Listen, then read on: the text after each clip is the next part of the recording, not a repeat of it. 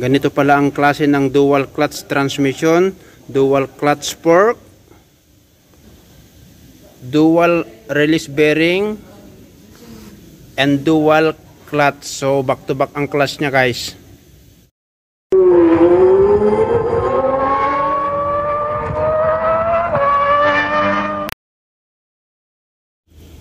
Hello na naman sa lahat ng mekaniko, saan man kayo sulok ng mundo, guys. It's me, RR Lakay. Welcome to my vlog, RR Lakay Vlog. It's all about automatic transmission works and tutorial.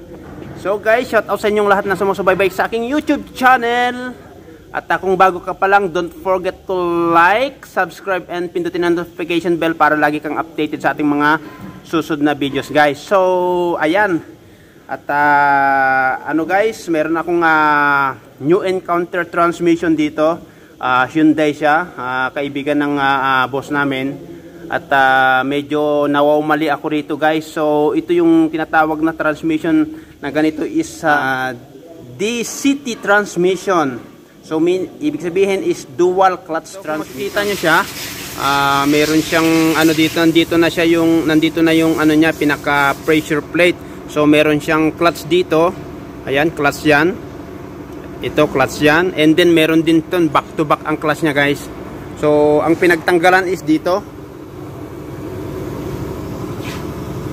Ayan. So ang nagiging problema nito is maingay, guys. So kinain niya yung mga ring gear. So yan, makikita nyo itong mga ganito. So may kain. Pagka nag-start at saka tumatakbo, maingay siya, maluwag na. Ayan.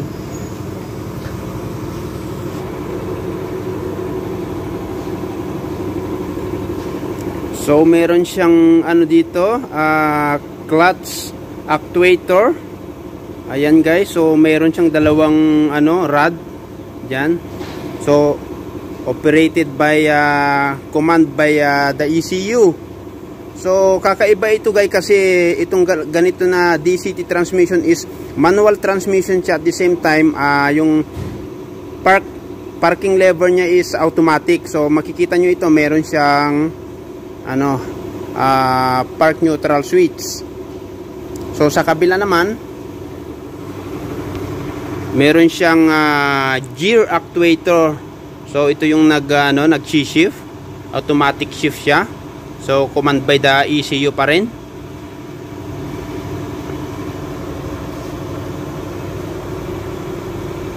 Ayan, babaklasin natin, guys. Titingnan natin kung bakit siya tinawag na dual clutch transmission.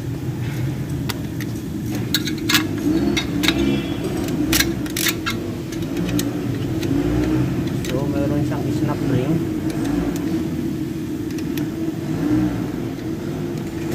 Meron siya lock.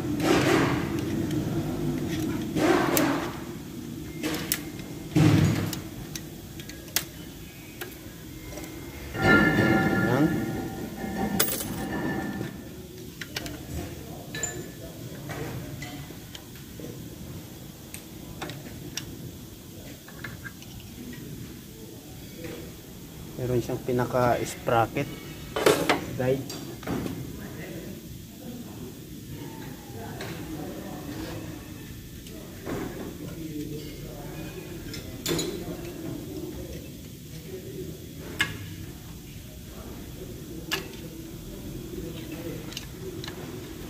Meron pa siyang lock dun sa ilalim.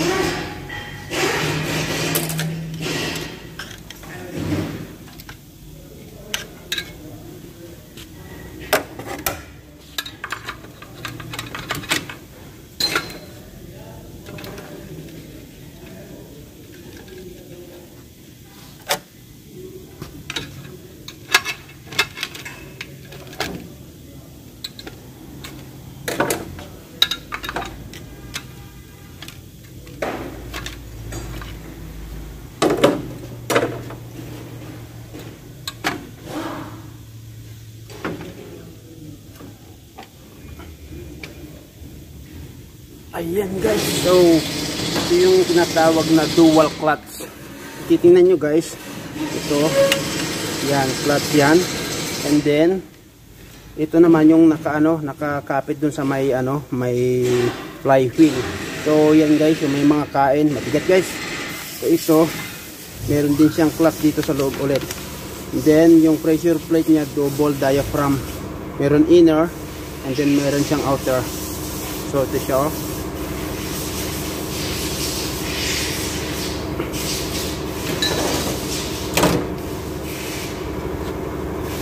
So ayan guys, kung makikita nyo rito, double input shock siya.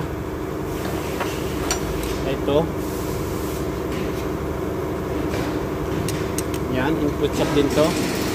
So bago ko pinaklas to guys, search ko muna sa internet.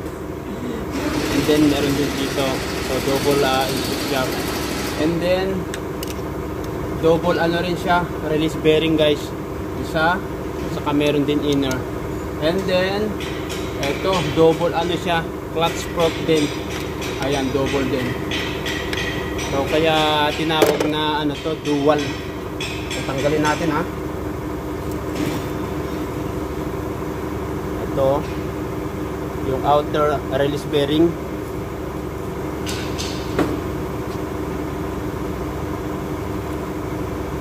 Ayan naman yung inner. Ayan.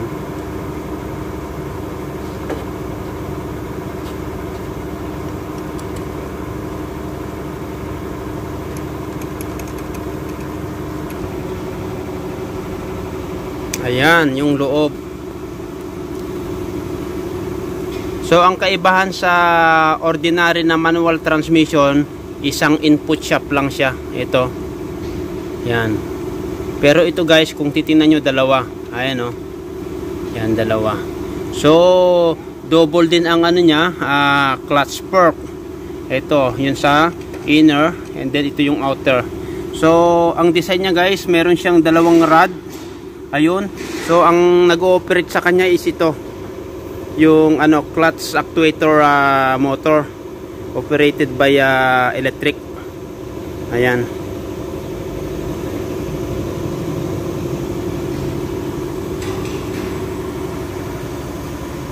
And then ito naman yung niya, gear actuator. So siya yung shift. Ayan. So guys, ang papalitan natin dito is ito, yung release bearing. And then ito, hindi ko lang alam ito kung assembly kasi may kain na rin itong niya, diaphragm ng pressure plate nya. Ayan. And then ito nga guys, yun yan, kinain na to. Yan, dito naka-attach. Ayan, kung makikita nyo yan, bungi-bungi na yan. Ito. Ayan. So meron din siyang pilot bearing. Ayan. So first time encounter to, yung ganitong klase ng transmission, DCT, dual clutch transmission. So honestly, hindi pa ako nakakabukas ng ganito. So yung mga nakakabukas dyan, turuan nyo naman ako. Madali lang din naman. Ang papalitan lang natin, so hindi naman natin nabubuksan. Ang papalitan lang natin yung isosolve lang natin yung issue na maingay. Ayan guys, thank you so much sa yung panonood. At marami palang klase ng transmission. So meron siyang IMT, meron din siyang AMT, automatic manual transmission. Ito DCT, dual clutch transmission. Yung IMT naman isa intelligent manual transmission niya yata. Dito meron din mga mga hybrid transmission. Guys, maraming pong salamat. At ayan, kung bago ka pa lang, don't forget to like and subscribe sa ating YouTube channel para lagi kang updated sa ating mga susunod na videos guys. So thank you so much at God bless us all.